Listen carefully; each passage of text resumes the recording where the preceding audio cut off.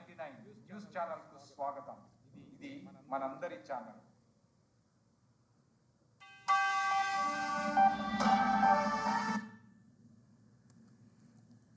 ఈరోజు మనం ఈనాడు దినపత్రికలో వచ్చినటువంటి ఒక ముఖ్యాంశాన్ని పరిశీలించినట్లయితే కనుక ప్రధానమంత్రి కార్యాలయం ఏదైతే ఉంటుందో పిఎంఓ దాని పేరును సేవా తీర్థగా మార్చినట్లుగా మనకు తెలుస్తుంది. సో ప్రధానమంత్రి కార్యాలయం అనేటటువంటిది దేశం మొత్తం పరిపాలనకు అత్యంత కీలకమైనటువంటి కేంద్ర బిందువుగా ఉంటుంది. ఇందులోంచే పనిచేసేటటువంటి అధికారులకు చాలా పెద్ద ఎత్తున అధికారాలు ఉంటాయనేటటువంటి ఇది బయట జరిగేటటువంటి చర్చ. ఇప్పుడు ఈ వార్తను మనం చూసినట్లయితే కనుక సేవా తీర్థగా పిఎంఓ ప్రధానమంత్రి కార్యాలయం పిఎంఓ కొత్త భవన సముదాయాల్ని సేవా తీర్థగా పిలవనున్నారు.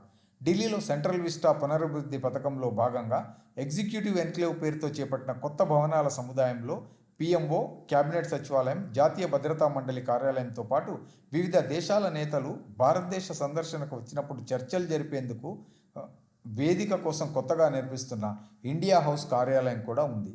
ఇప్పుడు ఇందులో పిఎంఓ భవన సముదాయం నిర్మాణం పూర్తి కావచ్చే దశలో ఉంది. ఈ క్రమంలో దాని పేరును అధికారులు మంగళవారం వెల్లడించారు. సేవా స్ఫూర్తిని ప్రతిబింబించేలా ఇది ఉంటుందని పేర్కొన్నారు. అధికారం నుంచి సేవ, బాధ్యత వైపు పరిపాలన ఆలోచన విధానం మారుతోందని చెప్పారు.